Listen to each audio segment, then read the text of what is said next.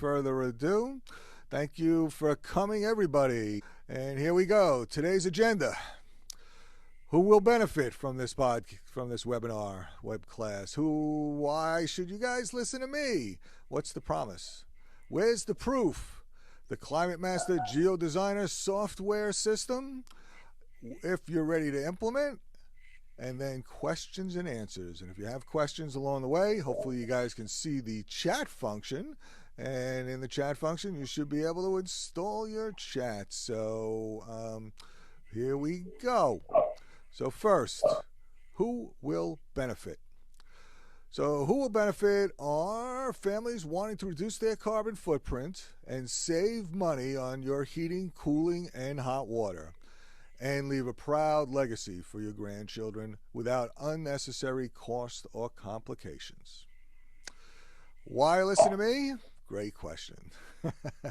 Hopefully you'll like the answer. So again, my name is Ron Kamen. I got 35 years experience doing clean energy work. And not only am I going to tell you about that in a moment, but I walk the talk, and I have a solar-powered home office, electric heat pumps that provide the heating and cooling and hot water, and my wife and I also have a couple of electric cars. So when you look at 90% of the climate issues that come from energy, you want to take care of your electricity, your heating, cooling, and your transportation. And this specific web class tonight is on taking care of about a third or 40% of the carbon in New York State, which comes from heating and cooling. I've worked with a lot of different clients over the years, generated a lot of different savings, $350 million in savings, lots of tons of CO2, grabbed a lot of incentives from various different programs.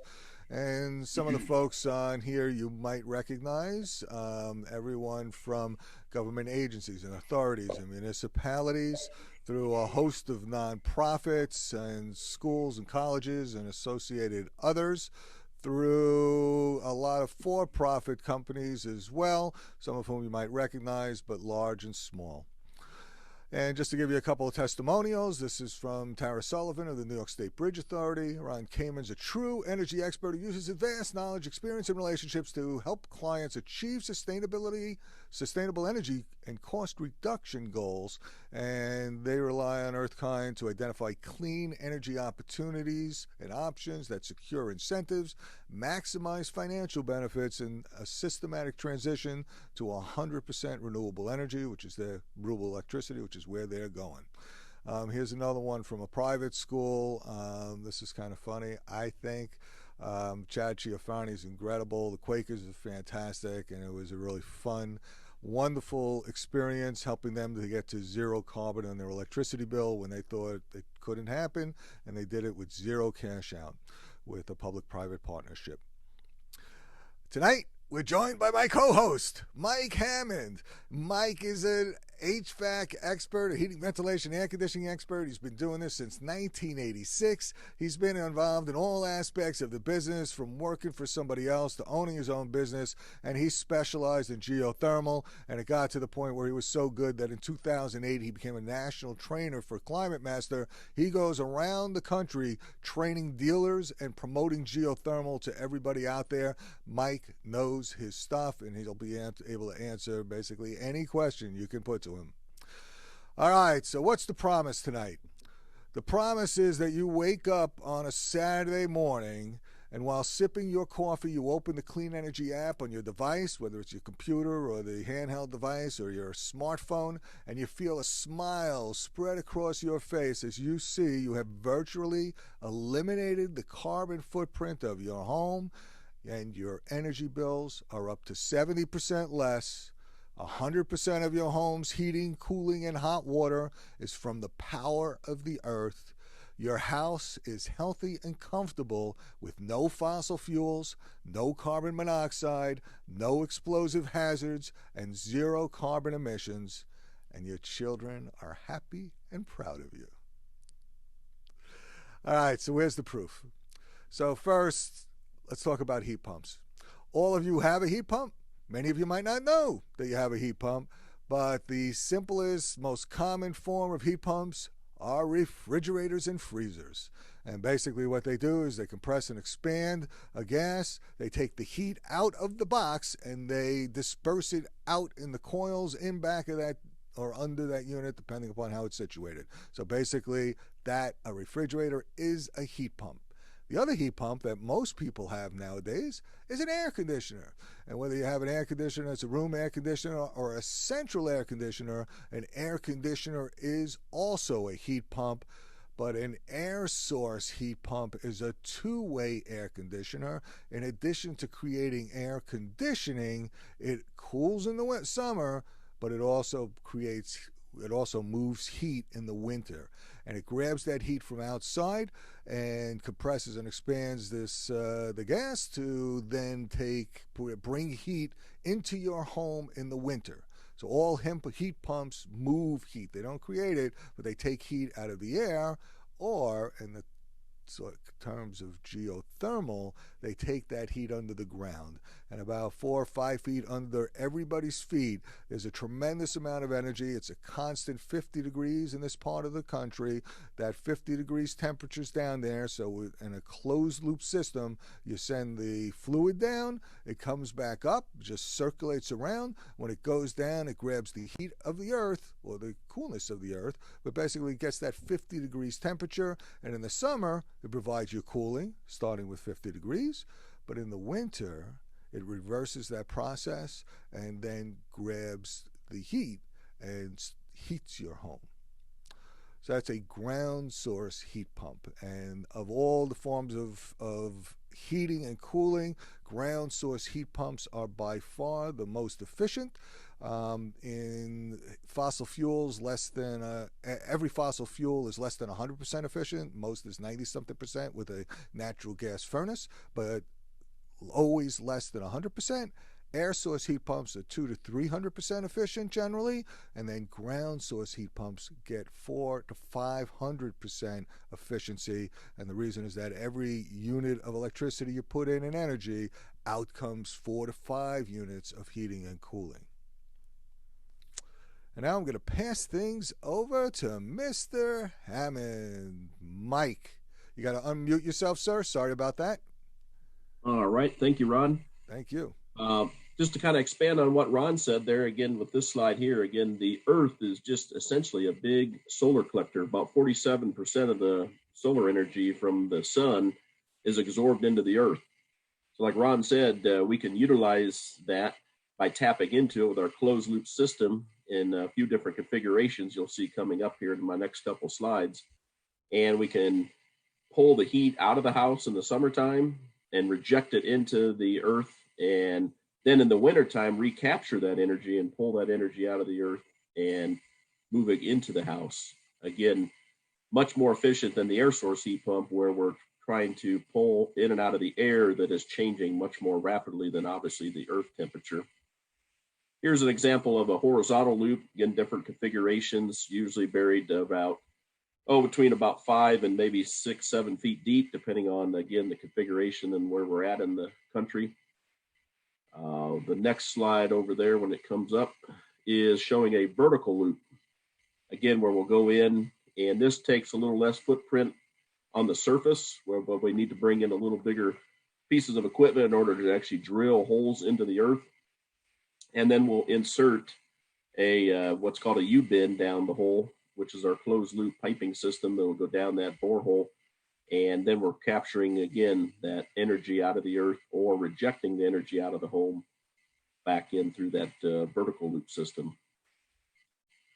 Another option, if there's an adequate body of water on the property, such as a pond or a small lake, we can actually use our heat exchanger actually in that body of water. So typically, if that body of water at least is approximately about 8 feet deep, and just as a general guideline, again, every situation is a little different. It has to be quantified by a qualified contractor, but generally about a half an acre surface area of the pond and about 8 foot deep is what we generally recommend as a real general guideline. We can install a closed loop pond loop. And again, there we're just trenching between the pond and the home, our supply and return lines, and the main heat exchanger is actually in the body of water. works very well. In one of my past homes, I actually had a pond loop and worked very well. The next option over here is directional boring, and it's horizontal, much kind of like vertical loop, but instead we're kind of going horizontal here. We're using what's called a directional bore machine to do this, and in this case, again, we do minimal damage at the surface as far as in the yard in a retrofit application, and we can go under things. Sometimes you have to go under utilities, possibly even a pool or a garage on the property. There's different, it can get where we can get a horizontal board loop in a much smaller lot than maybe what we could have got it in with the traditional horizontal loop. So again, every application's a little different, and all these loops, in a little bit, we're going to talk about our GeoDesigner. If all these loops are properly designed and then ultimately installed properly, they all will work very much the same as far as operating costs, very close to one another. So it really just depends on your particular property and what's the best loop that's going to fit that maybe we could put in the most, in some of these cases, some of these are obviously less expensive to put in than others, but some properties, don't maybe not have an adequate pond, or we don't have enough room to do a horizontal loop. We have to go vertical. So we just need to look at those case by case and figure out what is the best loop for that particular property. Back to me, Mike. I think back to you, Ron. There we go. Thank you. And thank you, folks, for your comments in the chat. Sorry. All right, so on to the next piece. Geothermal tax credits and local incentives. So there is a 26% federal tax credit. Always check with your tax advisor to make sure that you're able to take those tax benefits. But basically, they are substantial, and 26% of the system can get paid for by federal tax credits on your next tax return. In addition, you may have heard that New York State has something called the Climate Leadership and Community Protection Act, or the CLCPA. What that means is that the whole state is going to move towards a carbon neutral economy with 15% reduction by efficiency, but then 85% reduction in emissions below the 1990 levels by 2050. And it's a whole host of things. If you haven't taken a look at this yet, 100% renewable, zero emission electricity by 2040. But in this particular instance, it's the electrification of buildings. And with the electrification of buildings, New York State is going to be investing over $450 million in heat pump incentives through the utilities, and over $200 million in additional programs that help market these technologies and bring everything out for people to get these heat pumps installed. Dramatic incentives to help you do there. This is a Con Ed slide for those of you in Westchester. Similar programs are available in every utility across the state, but this particular one from Con Edison, Orange, and Rockland, the heat program, Clean Heat Program, is a collaborative effort between New York State Utilities and NYSERDA, the New York State Energy Research and Development Authority, and offers incentives supporting customer adoption of eligible heat pump technologies.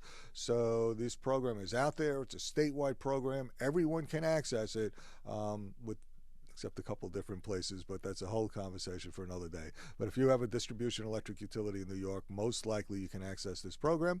And again, this is Con Ed's piece, and we did a podcast. If you want to listen to the entire reason why Con Ed is doing this and how it works, Mark Brescher is the Con Ed representative who's working primarily on heat pumps, and their average incentive for a home in Westchester is $12,000.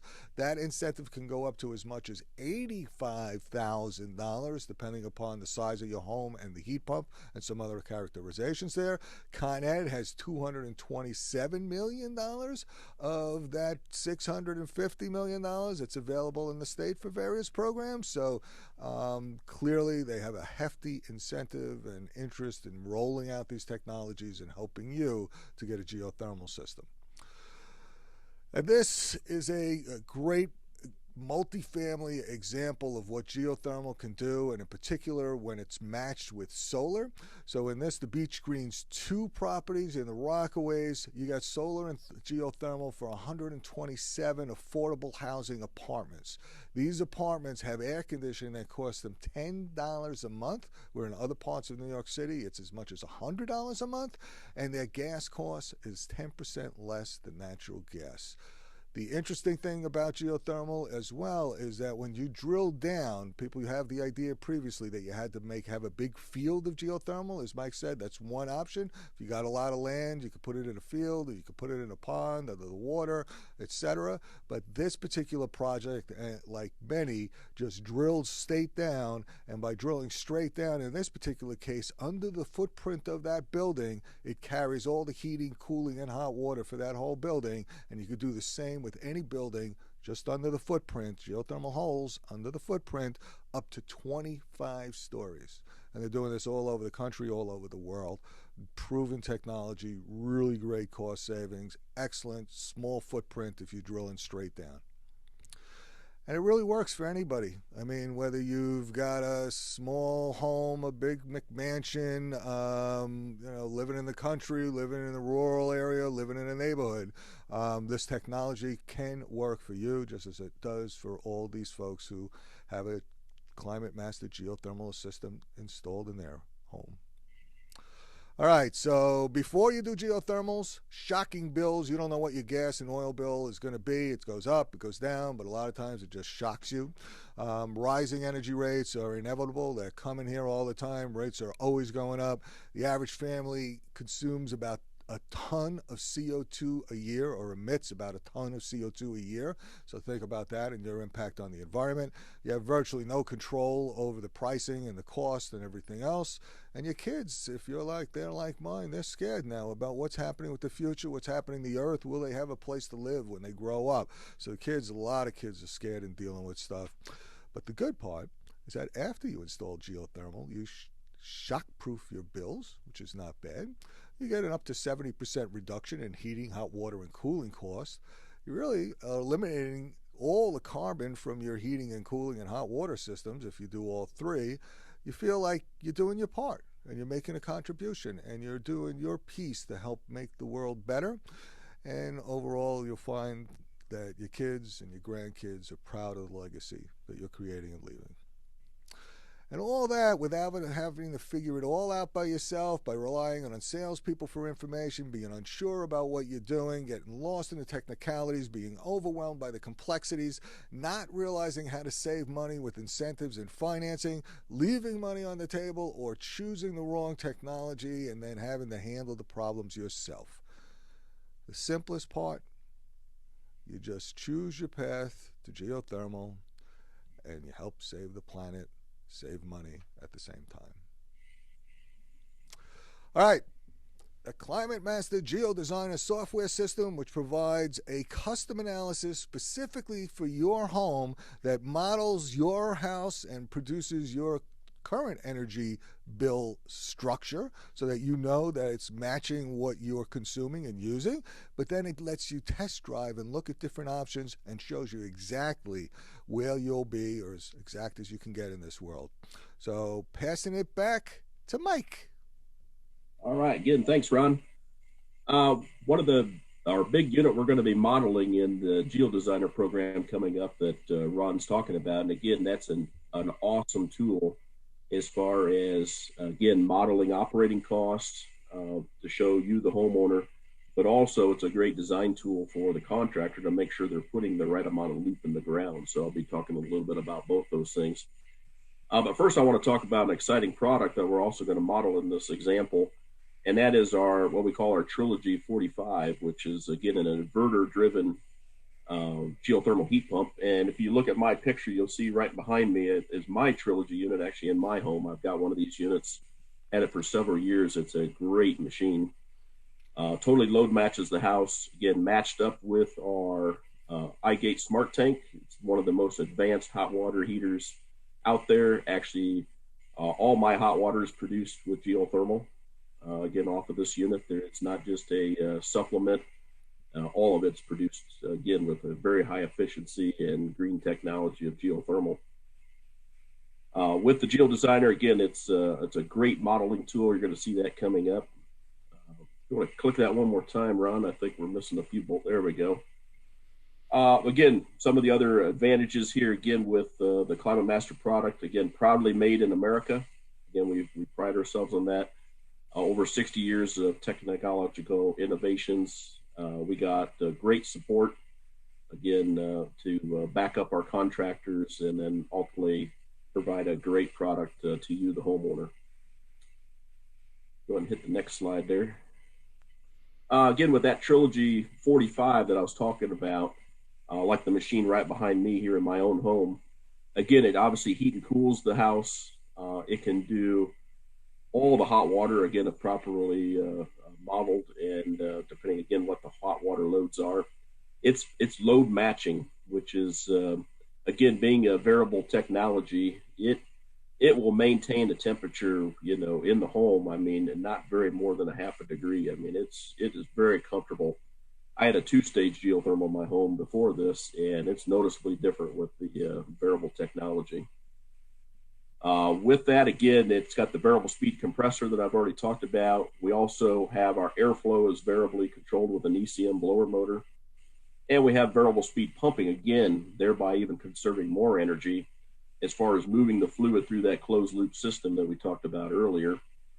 And with this is one of the highest efficiency products out there, up to 45 EER, again, not to be confused with SEER. It's a 45 EER, which is much higher, and up to a 5.1 COP.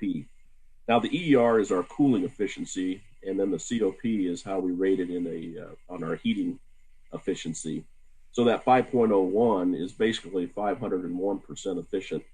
So every dollar we're spending, we're getting $5.10 worth of energy into our home.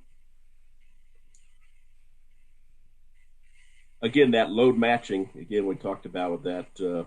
It's kind of an analogy is just, you know, consistent driving, like kind of driving on the highway versus in the city, stop and go, stop and go.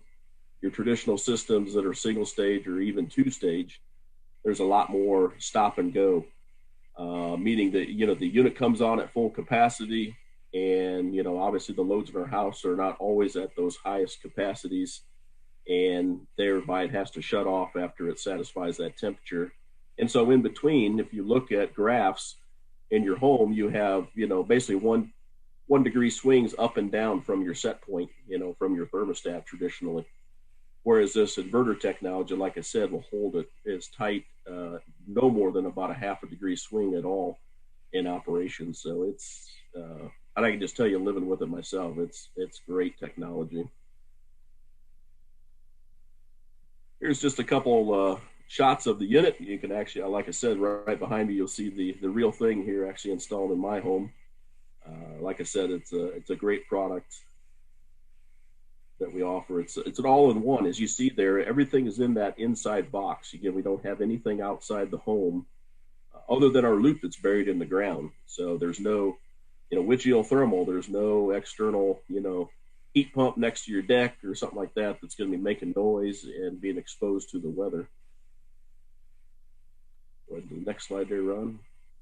This is a screenshot of our IGATE Smart Tank. And again, it communicates with the unit. It's a very highly insulated tank. Just sitting, it loses no more than about 2 degrees in 24 hours. So we offer it in 3 sizes from Climate Master: 50 gallons, 85, and 105. Great tank. Coupled with this unit, again, we have our iGate thermostat, which is kind of our gateway into the web. And with that, on the homeowner side, there's sections you can get into so you can see the operation and actually control your heat pump. So you can control it remotely. So it's a web you know, thermostat. You see the phone over there in the far right. So again, we can control temperature remotely, adjust things up and down, maybe if you come back from a vacation, something like that.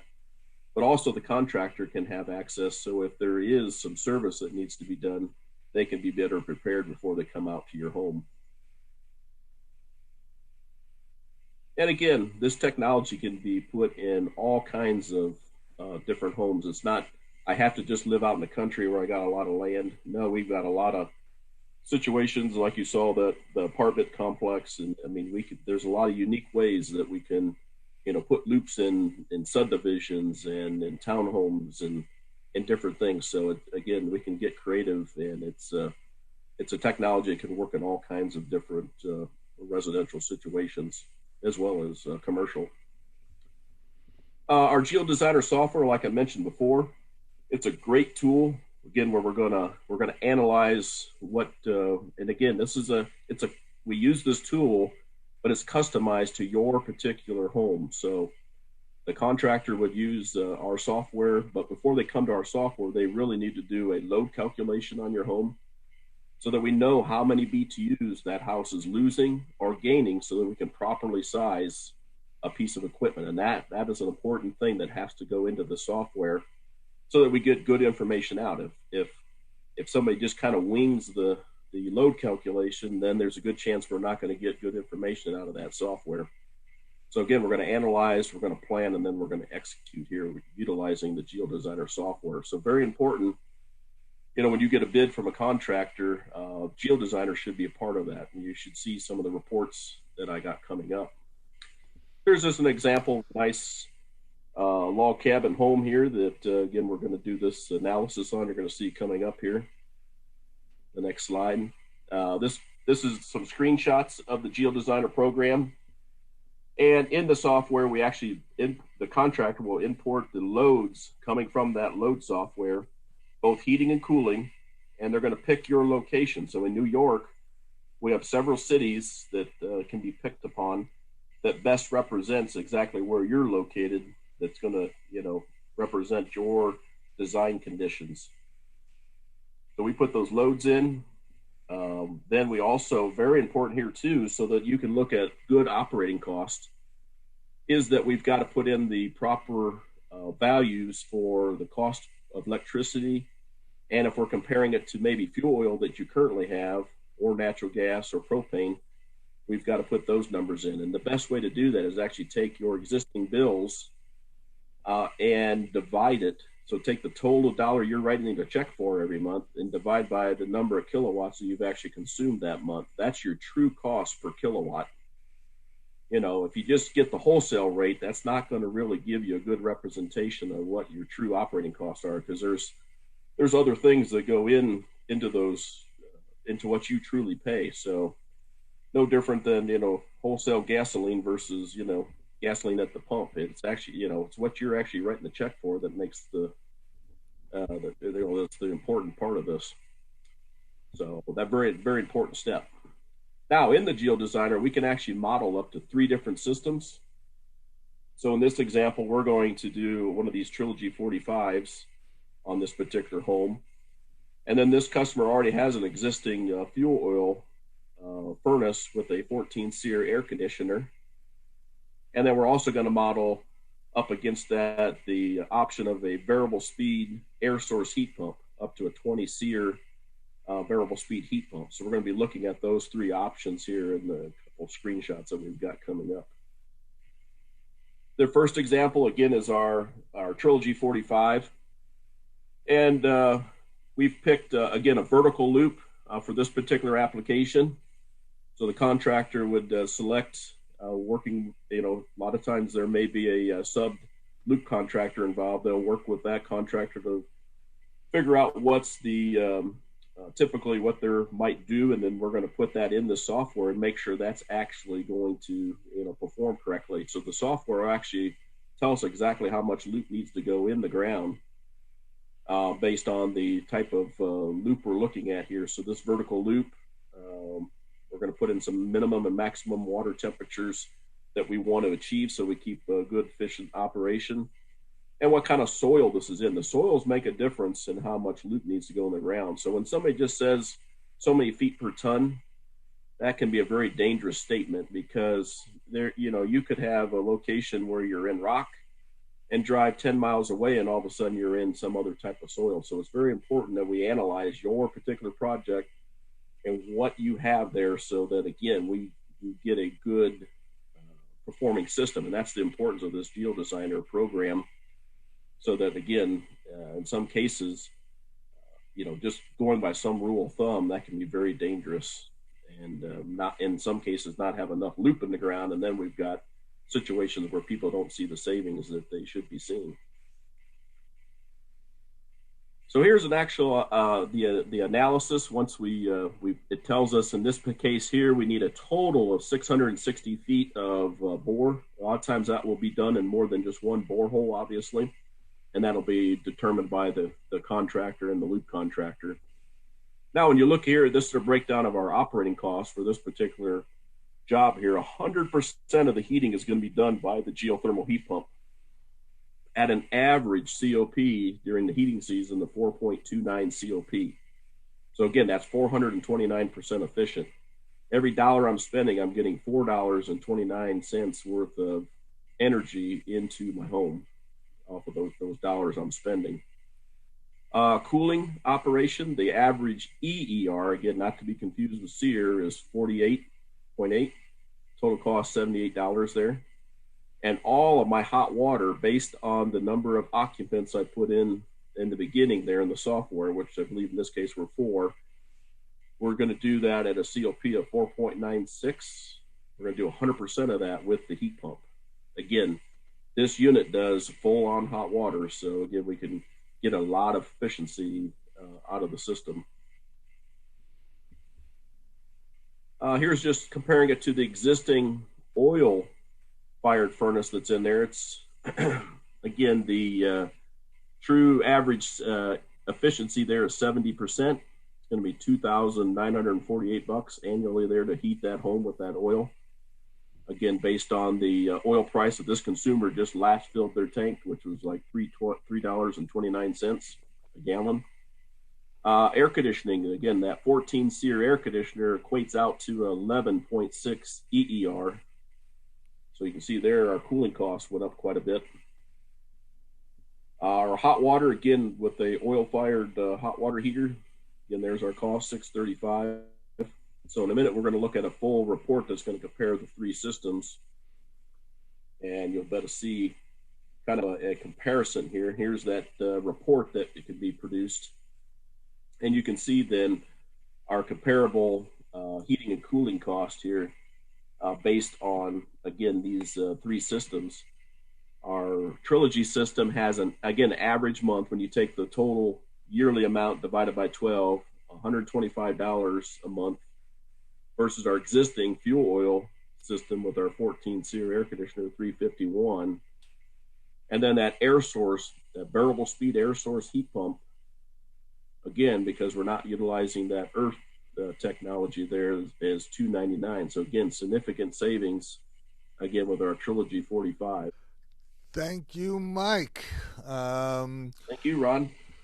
So if you take a look in this particular situation, again, I think one of the unique selling propositions here with the Climate Master system is this software that first models your existing situation. Every home is different in terms of the amount of insulation you got, the square footage, the heat loss you have from windows, etc., your vents and not. So this technology models your existing home, matches what's currently going on, and then compares that to different options that you can choose to have more efficiency and save money.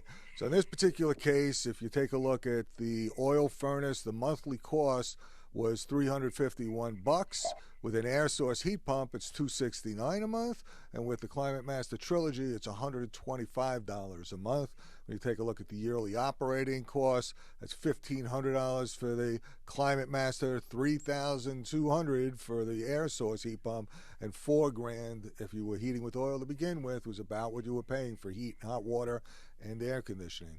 And you take a look, in over 5, 10, 20 years, it adds up. It's a substantial amount of money, and boy, who wouldn't want to have that amount of savings in your home at the end of your mortgage, or even before the end of your mortgage, right? In terms of the amount of savings that you're getting and the quality of heat. Another piece again is that instead of it coming on and off and on and off like happens with regular air conditioners and regular heating equipment, you've got a constant, really much more smooth and efficient system that's keeping you comfortable all year round and not getting you too hot or too cold as the system comes on and off and fluctuates. So again, it's like driving on the highway. All right, so if you're ready to implement, what are the next steps that you need to know? And the first is the book of reassessment. Doesn't cost you anything to have someone come, take a look at your house, put together the model, help you figure out, is this the right thing? And by showing up today, you get a $500 discount certificate if you decide to go forward. So it's a nice little additional benefit. Not only do you get cost effective and all the different incentives you normally get, but you get an extra $500 off today. If not today, but $500 gift certificate that you can then use towards your purchase of your system. And to sign up, you just click here, geothermalclimatemaster.com/free assessment. I'll put that in the chat box in a little bit as well. And then the step 3 is just get ready to take your next step for a clean energy future. All right. Q&A. So let's see. I know there's some questions that have already come in, and folks, you can put your questions in the chat or you can put your questions in the question and answer. And here we go. We're going to ask a bunch of different questions, and in particular, and by the way, I'm wondering, are you guys seeing a black box again? Because now that I have this piece up, I'm wondering if it's blacking out. You can just send me a note if you'd like. We'll take a couple of questions from here and then go back to the chat box, and we'll do both. All right, so what is the Con Ed residential incentive on a per-turn heating capacity basis? Same question for NYSEG territory. Also, can you speak to the rebates and tax incentives for commercial properties? Thanks. Mike, you got that answer? I know parts of it, but yes, there are obviously incentives for the commercial side. So again, we can get that to you. I don't have that directly in front of me. As far as the cost per ton on Con Ed, unfortunately, I don't have that answer. But again, we will get that information to you.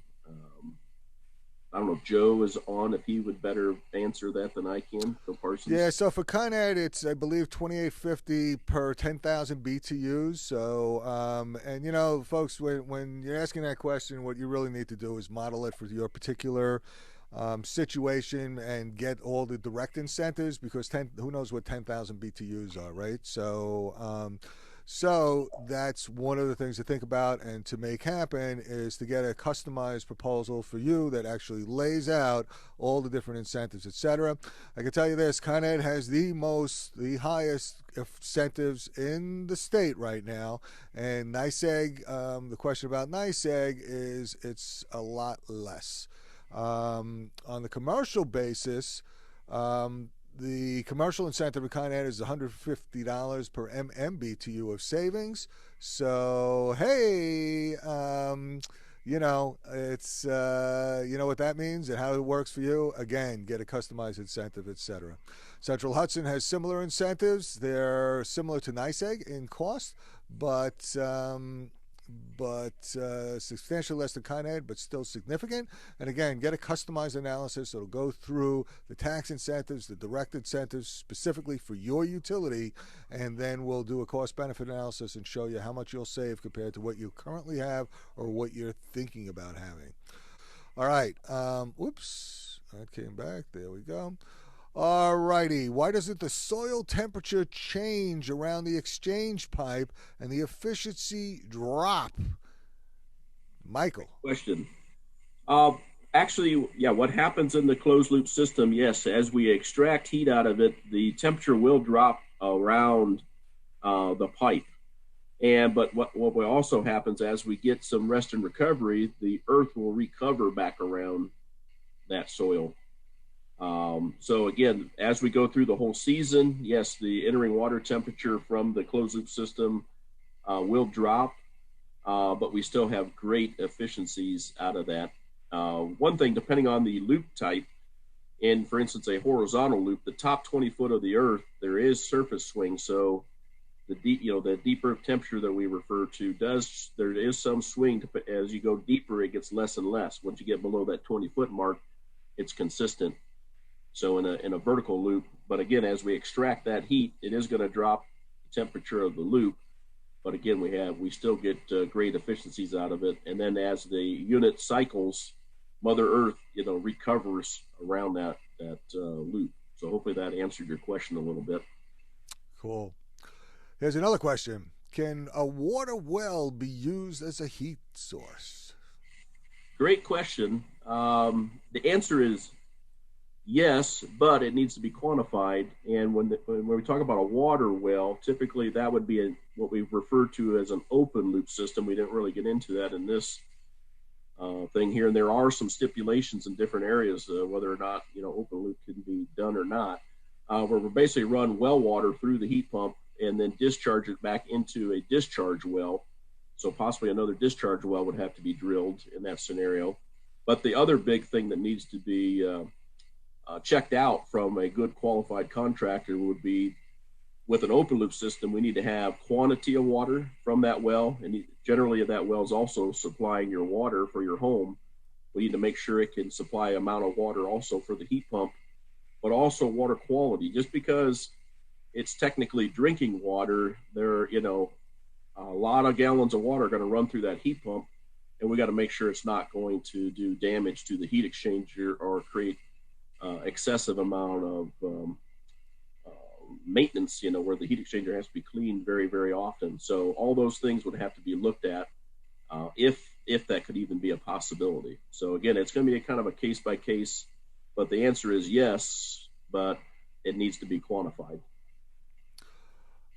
Thank you. So how do you achieve 125-degree hot shower water when the temperature in the soil is only 55 degrees, Mike? Again, another great question. Again, it's through our refrigerant cycle. And basically what we're doing is we're extracting heat out of the ground.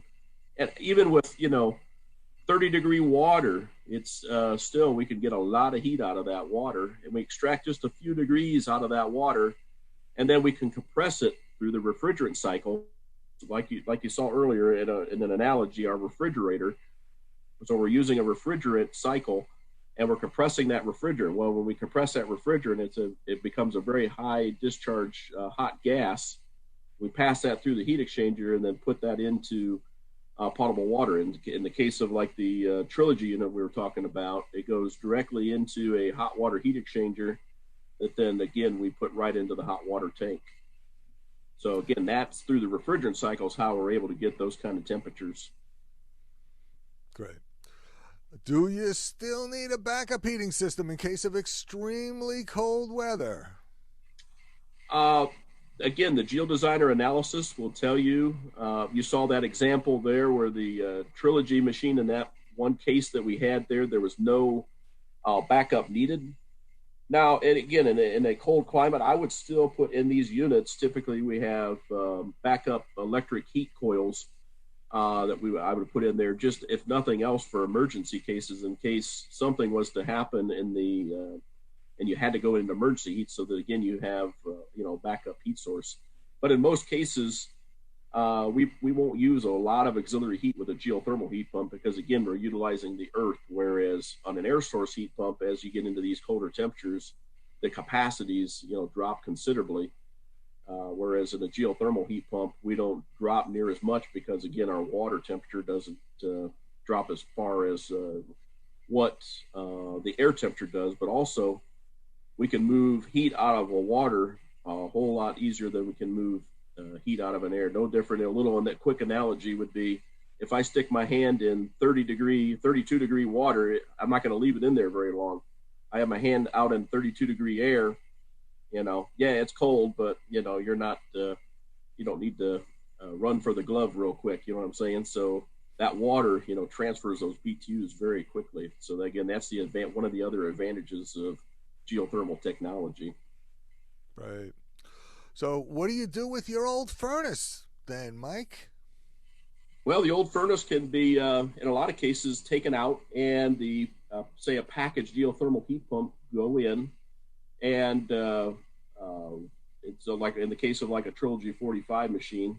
And so again, that old furnace would just be recycled, through metal scrap yards. Now, the other option that we do offer split systems. So in some scenarios, they can be dual fuel, so that you could have, backup heat with, say, a fossil fuel furnace. But again, a lot of cases, there's no really need for it. As you saw in that example we ran, no backup heat needed. So why would we leave the gas furnace in that particular case? So. Okay. What's the impact on the home's resale value?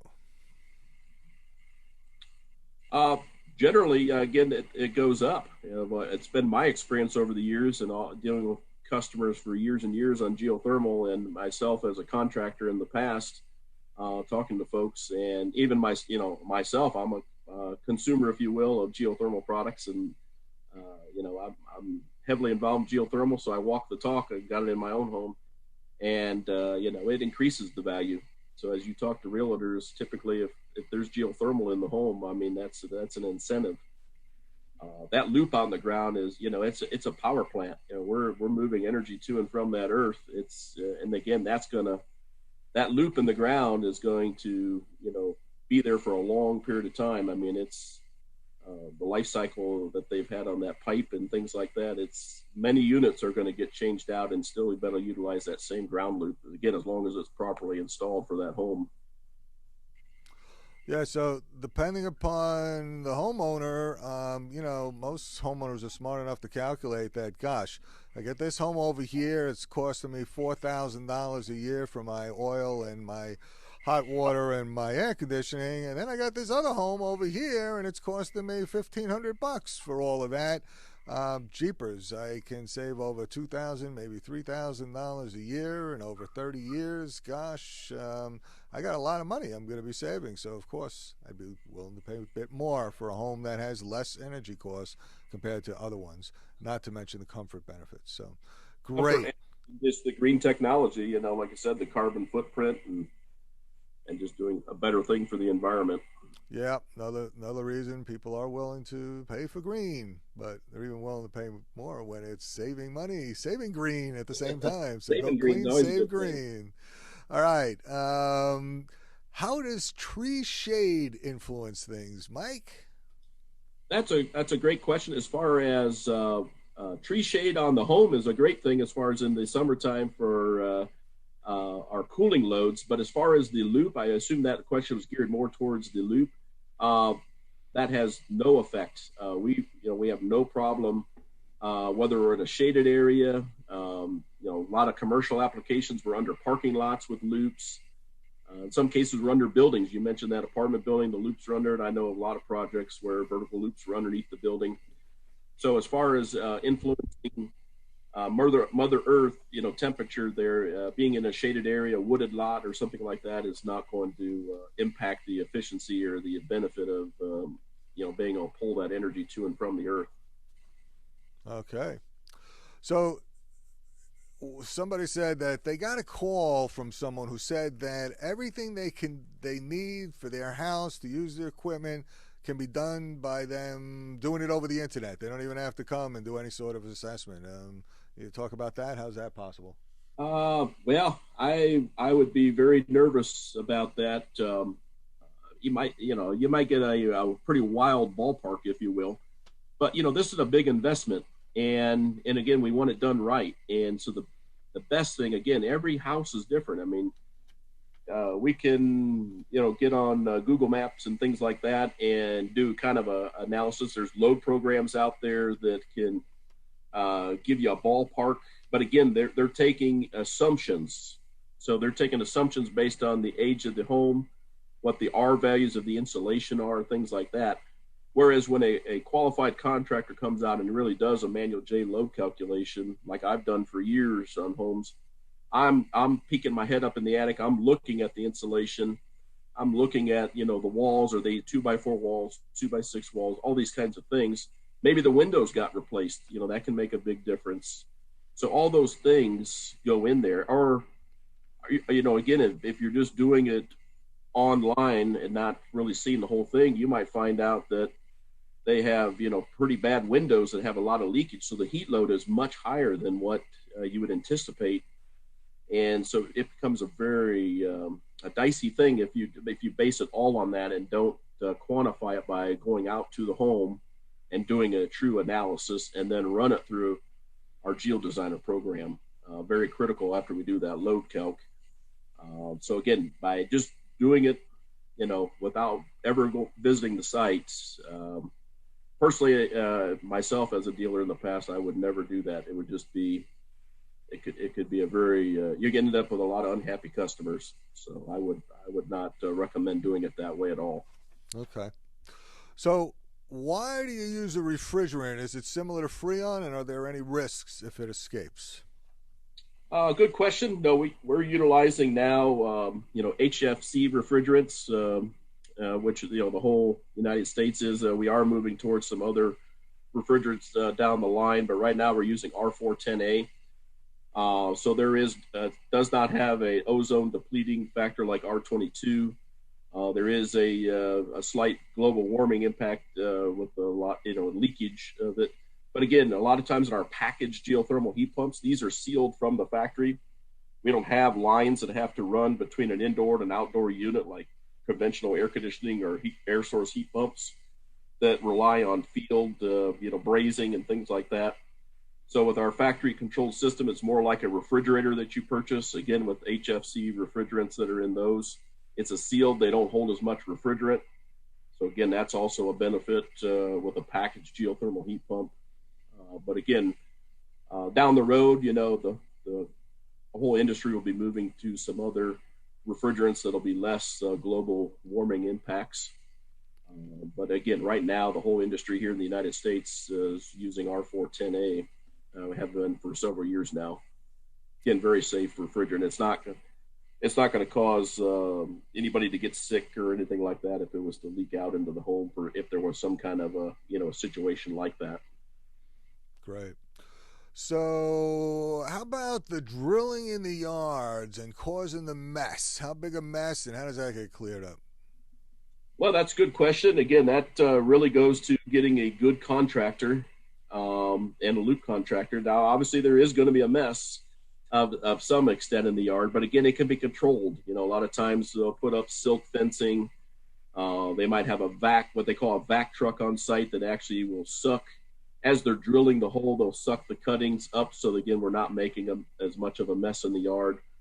So again, there's different ways to, minimize, the damage to the yard. But as we drill these holes, even in a vertical application, the holes are going to be, 15 feet apart, depending on how many holes need to be drilled based on the size of the home and formation of what we're drilling into, how much loop we need in there. Will dictate kind of how big of a footprint we have on the surface when it comes to vertical loops. So again, it really all boils down to get a good contractor, and in turn, a lot of times they're going to have a separate loop contractor that they're going to have. And a lot of times, they'll share pictures with you from other sites just so that, again, you got to get an idea, what's going to happen there. But there's ways to minimize, from having just a lot of runoff of as you're drilling, the mud and the rock cuttings and things like that come up after we drill those holes. Yeah, and then afterwards, it is good up front with your contractor to talk with them about, hey, what is going to happen and what's their responsibility? What are they going to do? They should at the very least be leveling and putting things back to grade, right? So it's all nice and smooth. And then the landscaping part is probably going to be on you to replant grass and whatever else. But that is also potentially sometimes negotiable, Mike? Yeah, that's a great point you brought up. Yes, a lot of times that can be negotiable. And some contractors, build that into, obviously, the cost is to, partner with a landscaper to come back after everything settles afterwards and, restore your yard. So that could be something that you can negotiate, or talk with your contractor about putting that in, or if that's something that you're just going to take care of yourself as the homeowner, if that's something you would rather not pay them to do. But yeah, to your point, it's generally they're going to leave it in a rough graded condition. Just speaking as myself, contractor passed, typically that's, how I spelled it out. And I had pictures, my prospective homeowners, how I'm, from past jobs, how I'm going to leave, that yard looking after I, rough backfill that. Things are going to settle for a few months, and then they could go in and either have somebody restore the yard, or some cases they would do it themselves. So, it just depends on the homeowner and what they prefer to do. Great. All right, so how about a horizontal loop in a high groundwater table? Is that desirable? Yes, actually, horizontal loop that's in a saturated soil would work very well. As I just mentioned my analogy a little bit ago with sticking my hand in that water, how well that transfers BTUs. Obviously, in a saturated soil works very well. I will tell you that, again, that really needs to be looked at, because depending on those soils, how feasible is it to get it installed, I guess, depending how saturated it is. So again, that would be something to definitely talk with your contractor, depending on what, if it's kind of a swampy area, if it's going to be feasible to better dig trenches in there or not. So again, it just kind of depends on the situation, but the more moisture content in the soil, the much better the heat transfer to that point. And of the four different styles that you've shown, the horizontal, the lake, the direct ground, etc., which is the most efficient? Which is the best one to have? That's a great point. Really, all of them can be the same efficiency, as long as we model them in that GeoDesigner software. What it's going to do is it's based on the load of your home, the piece of equipment we pick. It's going to dictate how much pipe we have to have in those different configurations at the depths that they're at. All of them are going to be within about $20 a year in operating costs from one another. So I always say in my training classes, there is no best loop. The best loop is the one I can put in for that customer for the least cost and still provide them with that efficient system. So again, if there's a pond on the property, generally speaking, that's one of the more least cost loops to install, because we have to excavate to the pond, and then the working portion of the heat exchangers in the pond. So, but again, if they don't have an adequate pond on the property, obviously we can't go that route.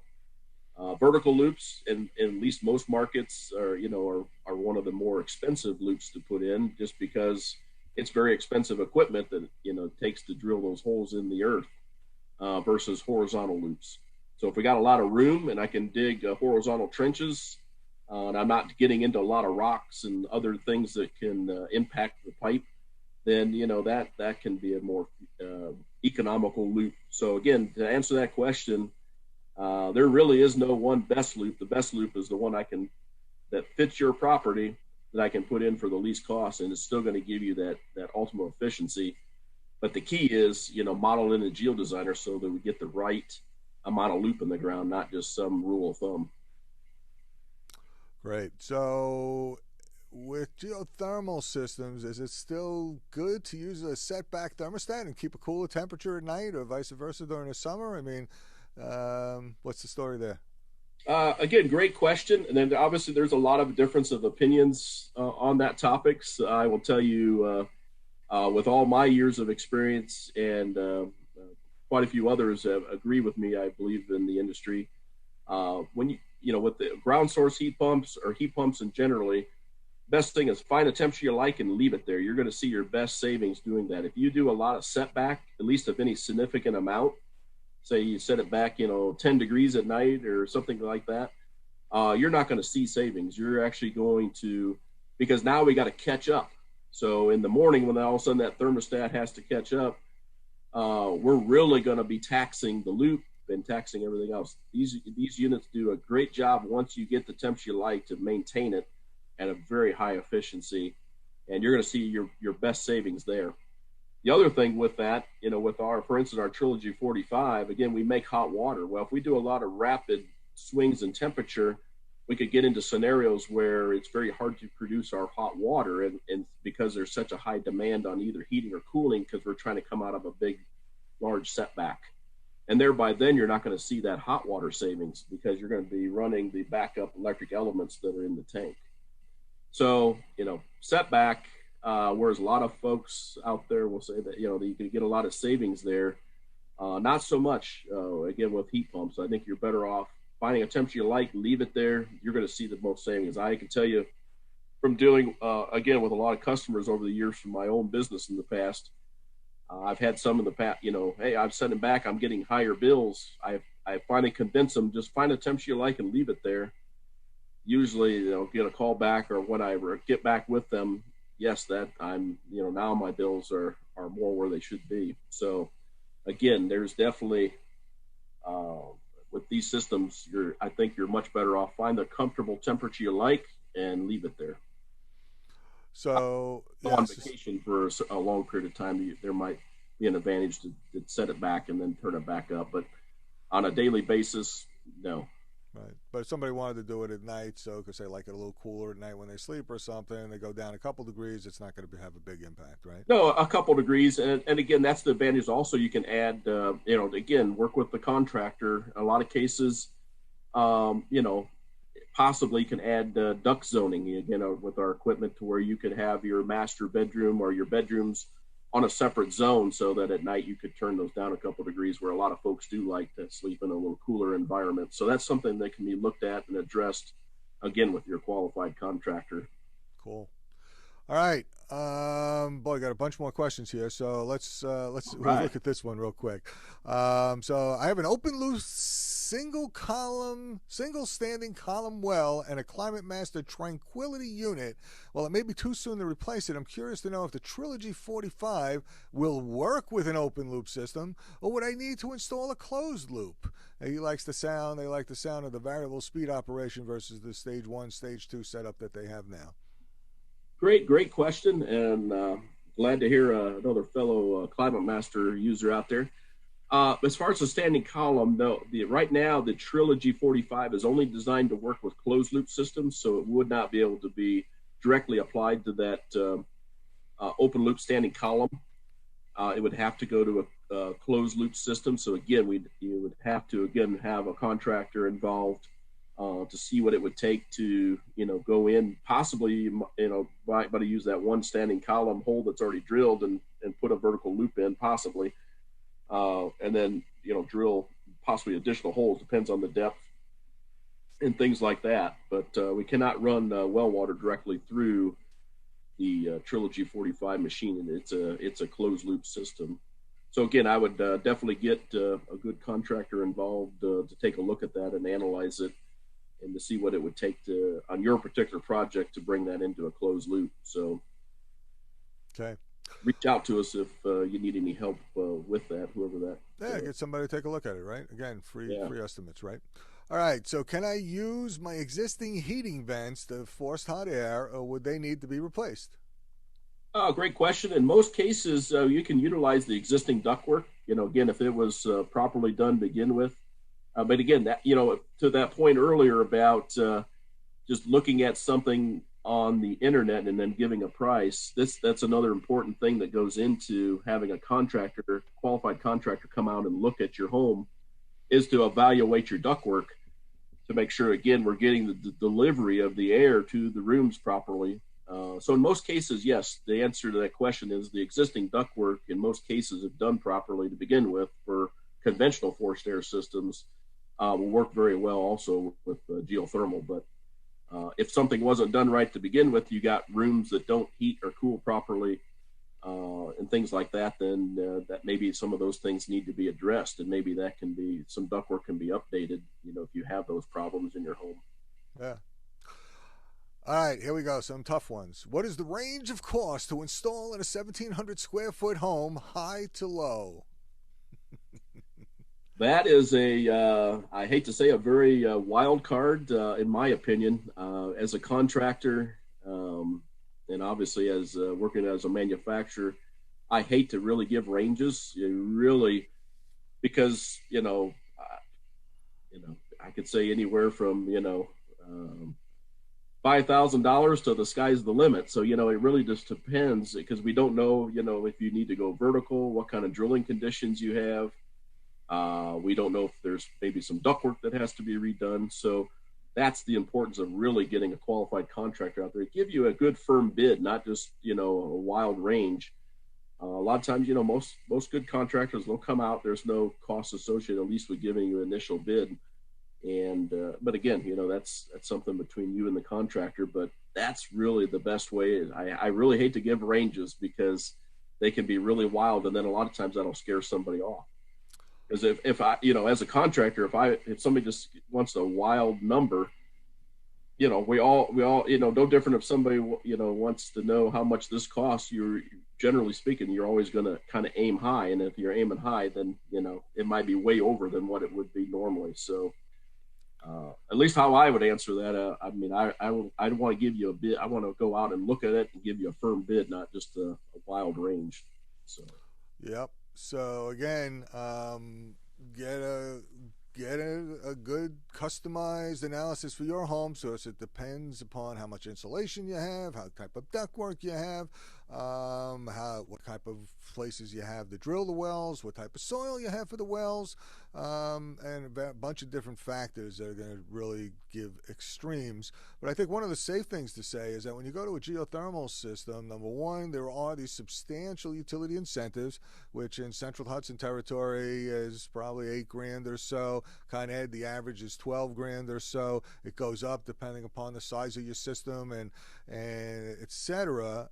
But then in addition, there's a 26% federal tax credit. So compare that to going with a normal standard furnace of whatever type and central air, and you're going to definitely be in a comparable ballpark with a good payback. In general, another question, Mike, is what other kind of paybacks that people look at, and just the range.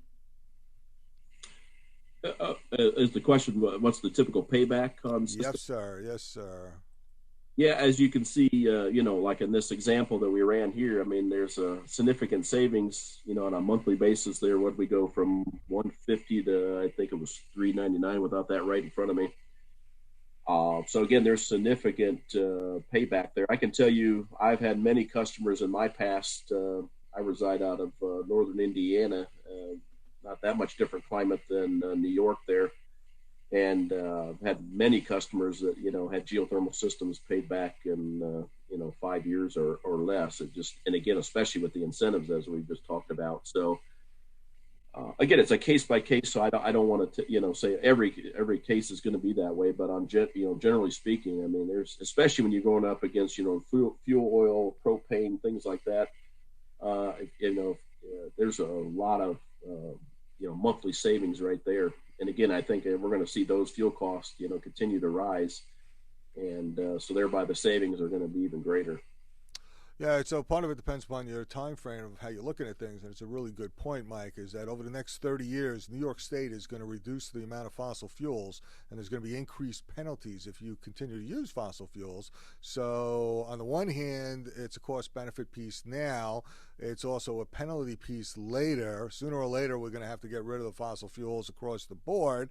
And if you take advantage of it now, on one of the podcasts that we had a few weeks ago, last month actually, one of the homeowners was saying that their return on investment was less than 4 years. If you heat with oil, it's usually as fast or faster, oil or propane, because that's so expensive. Clearly, if it's natural gas, it's going to be a lot tougher because the natural gas right now is cheap. But definitely get an assessment. And what happens with tonight is that if you do decide to get a free assessment, you get that $500 discount coupon if you decide to go forward.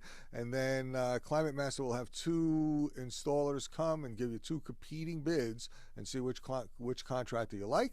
And if you have any hesitation and want to look at other products, get a different assessment and bid from somebody else. Look at the quality of it, see how good they match your current situation with software, etc., how good a job they do in terms of presenting the options, and then decide and be an educated consumer.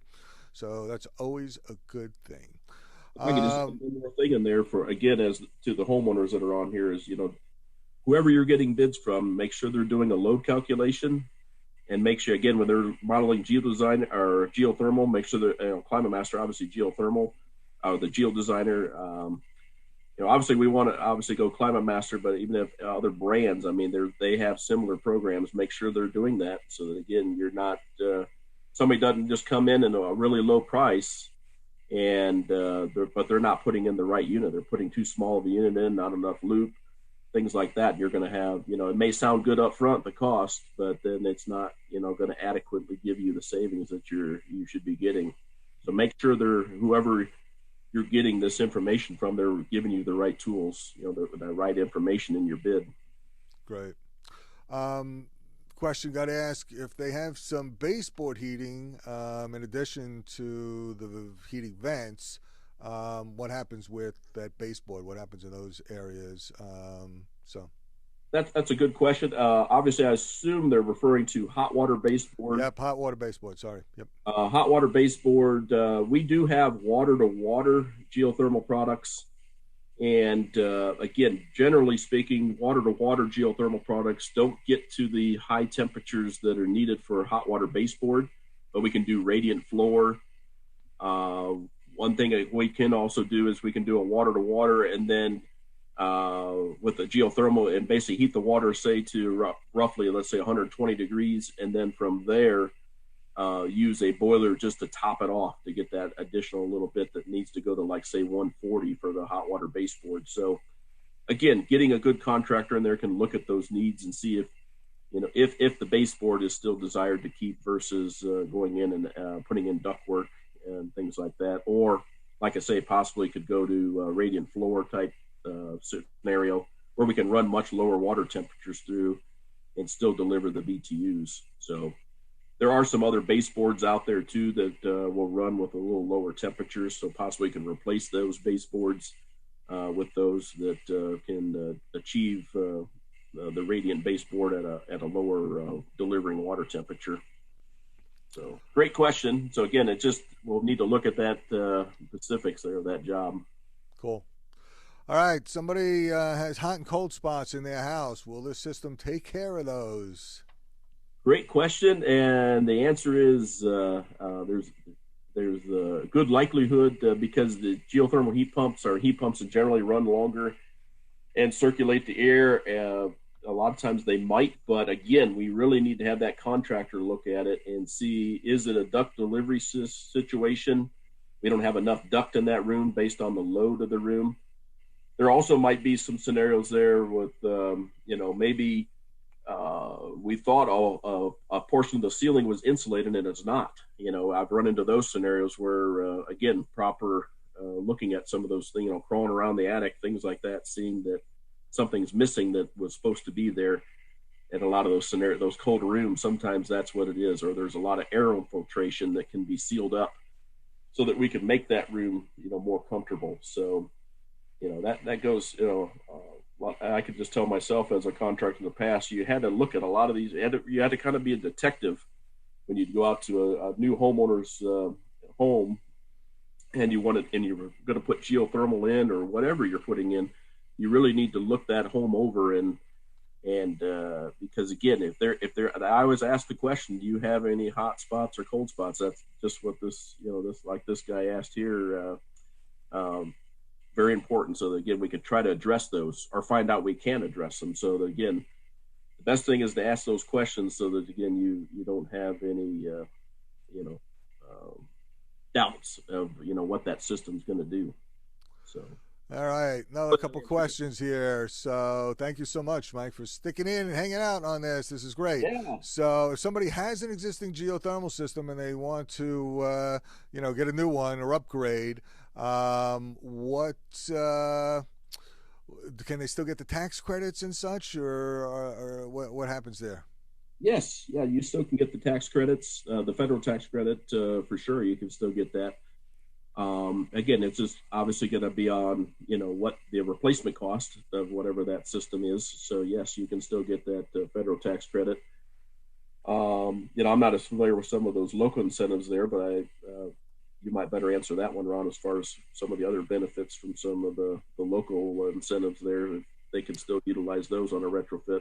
Yeah, I mean, I think it. Yeah, I believe so, but definitely again, check with you, get a contractor, get a free assessment, and double check with the utility because I hate to say it, but each utility has their own little understanding about that question, and a bunch of others too, for a matter of fact. So yes, indeed, it's an interesting point for sure. All right.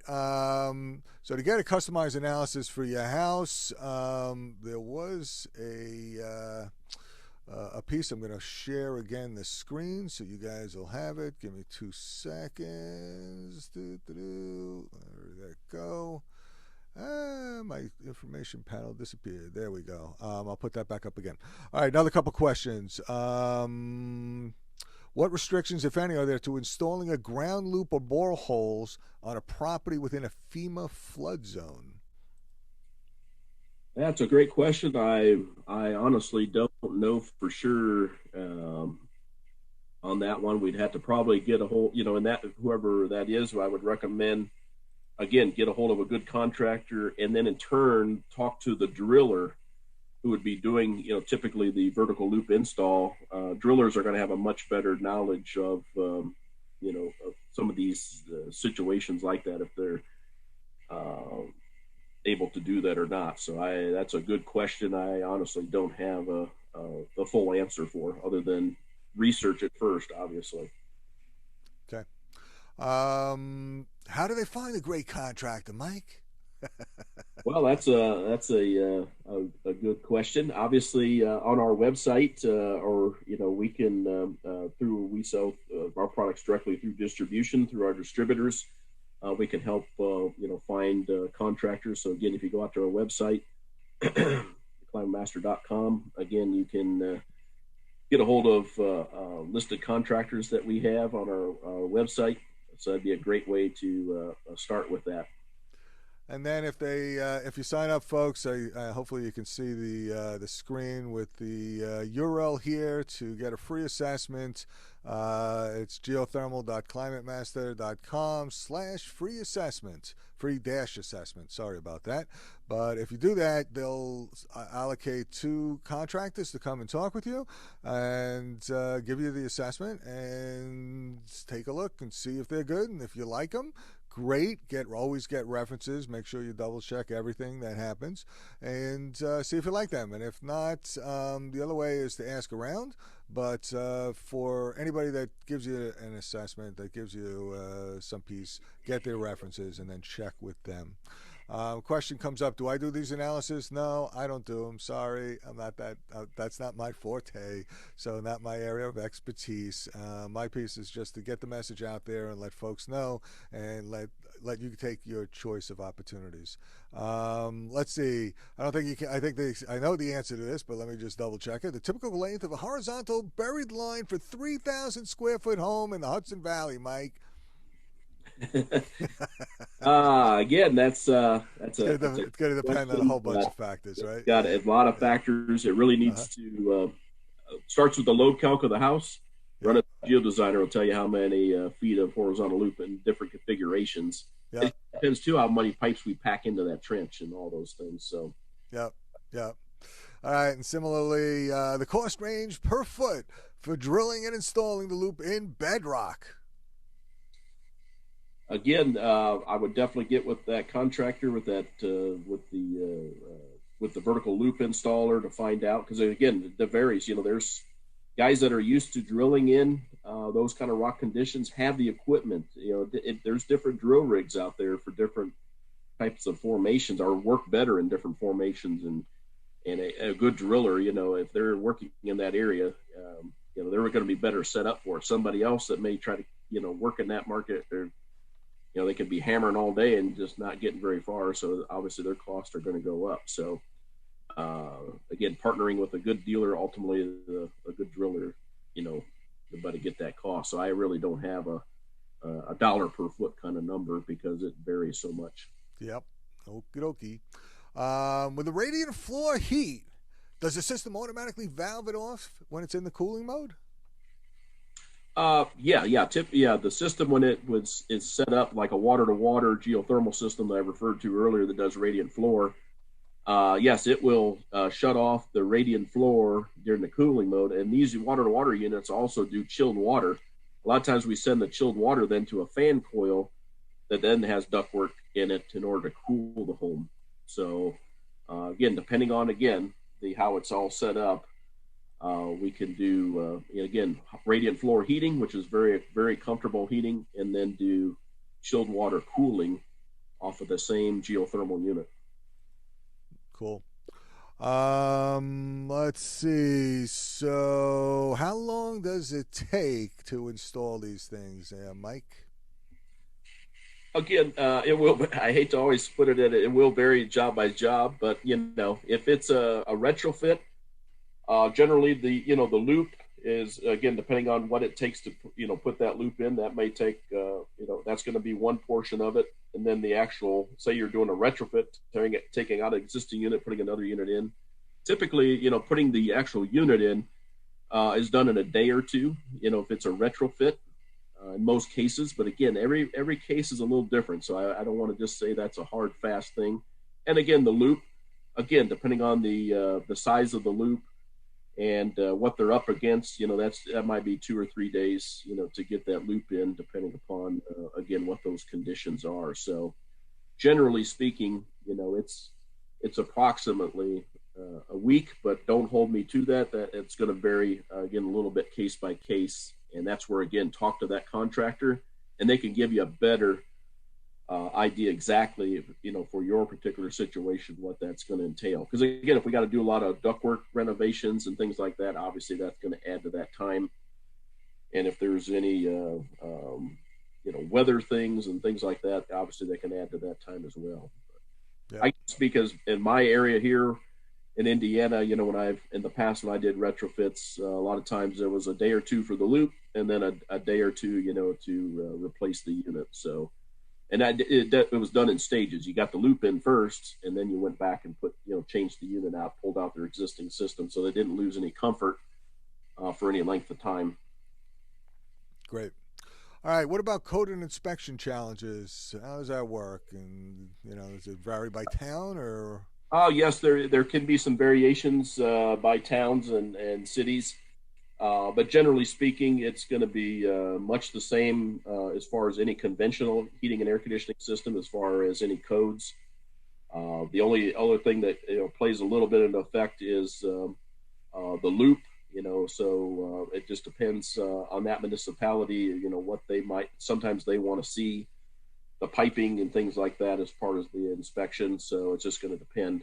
Where I'm at here, for instance, just to give you my example here in Indiana, any of the inside portion of the system, again, is inspected just like any other conventional system as far as the ductwork connections and things like that.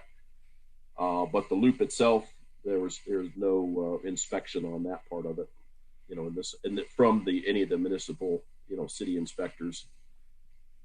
All right. So, a couple more questions. Sorry, man. Sure. They just keep coming, bud. Yeah, that's all great. Right. So, can you put a loop in a town sewer? No. I mean, that's kind of a wild question, I guess. Obviously. When you talk about, I assume they're just talking about a sewer pipe or something like that. No. Let's say you live in a place, you got a town sewer system out there. Can you just put a loop out there and suck the heat out of the town sewer? Just use that as your loop. Not as your loop. Put your pipes into the town sewer system. Generally, probably the answer would be no. But there are, I will say, there are some sewer facilities that are actually heating and cooling their facility. With closed loop systems that are in, some of their sewage treatment ponds. But generally speaking, for a residence to then tap into the sewer and somehow, that's probably not going to be feasible in most cases. So again, that'd be a wild card case, if you will, that somebody could do that in their own residence, tapping into. So I would generally say no. But obviously, case by case. Like I said, I know we got some pretty nice, unique situations out there where some actual sewer facilities are doing that thing, and water treatment facilities. I just visited one down by Cincinnati that the water treatment, they've got these large water tanks, and they've got basically pond coils, and the water is flushed in and out of those tanks, several times a day just from normal. And so they're taking advantage of that in order to heat and cool their facility. So great, Right. a great way for their facility, but not, an individual residence around there. Yeah, so it's more on a community basis or a Right. municipal basis as opposed to a residents doing it, and I could see where it would cause all sorts of issues, but including having town issues with the municipal sewage system that they would want you to mess with. But great question. It's really interesting. Yeah. Right. Interesting question. Yeah. Cool. All right. So, what do you do with your old oil tank that someone's in the basement? But if it's in the basement or the yard, what do you do with it? That's a real good question. Obviously, it needs to be disposed of properly, so you really need to check with your locality. Obviously, in most cases, it can't just be cut up and scrapped without being cleaned out. The any residue or remaining oil. So obviously, any remaining oil, you want to get as much of it pumped out as can be possibly pumped out, and possibly can be sold back. You'll have to again check with your oil provider if that's even a possibility.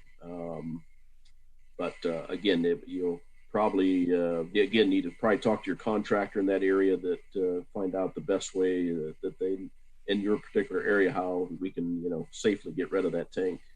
Can you just keep it there? In some cases, yes, you could just keep the tank.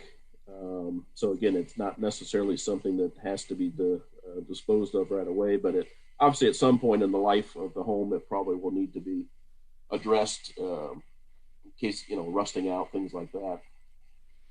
All right, and here's the I think this is the last question. Thought you didn't have an accent. They're from Kankakee, Kankakee. Is that somewhere near you, Mike? Say that. Spell it again one more time. Kankakee. I'm not familiar with that location. No. Okay, so I'm not sure where that one came from. Sorry, folks, can't answer that one. Sorry about that one. No, don't worry, man. It's okay. Just it kind of Anyway, it's fine. Yeah. Does Climate Master make a pond loop heat exchanger? If not, do you recommend one that is more efficient, just to put the coils in the water? Yeah. Generally speaking, I mean, Climate Master does not make any of the heat exchangers themselves. In most cases, it's done with polyethylene pipe, and we use basically a 3 to a 500-foot coil, and we space it or we'll fan it out kind of into a slinky pattern. And when we install these in the field, now there are other types of heat exchangers out there. They get a little more expensive, but in some cases they make sense. Some of the stainless steel plate heat exchangers and things like that. But generally for residential. And a lot of these small ponds, I've done a lot of them here in northern Indiana in the past. Again, I use polyethylene pipe and just have a space coil. So there are places that will sell those space coils to the contractors so they can build those up. And generally speaking, the polyethylene pipe is a little more reasonable upfront cost, definitely, than versus some of the other heat exchangers that are used in ponds and lakes. But in some scenarios, those other heat exchangers make a lot of sense when we're trying to go underneath a permanent dock or something like that, keeping it in a very confined area. So again, case by case on some of those, it's very important that in order to get you the best thing it's going to get you the most benefit for your buck. Bang for the buck. Yep. All right, and I think that may be actually about it. Let me just double check if anything else came through when I wasn't looking for a moment. I just got a thanks. And thank you, folks, for showing up, and thanks for all your excellent questions. Outstanding. Mike Hammond, thank you so much for sharing your wisdom and expertise and experience for so long. And that's a wrap, folks. If you have any additional questions, feel free to send them off to us. Some way or another you got here, so however you got here, there should be a way to get back to us. But you can always go to climatemaster.com or go to earthkindenergy.com, earthkindenergy.com, and both Climate Master also have their own question us or send us questions, and we're happy to answer. But thank you very, very much, everybody. Have a great evening, and take care, be well, and get your free assessment. Can't hurt to find out, right? So that's right. Any other last words of wisdom there, Mr. Hammond? No, just again, thank you very much, everybody. And again, I think if you're thinking about geothermal, I think you'd be very happy if you make that investment. I've just been in this industry for a long time, and it's a great way to go. Thanks, folks. Have a great night, everybody. Take care. We'll see you next time.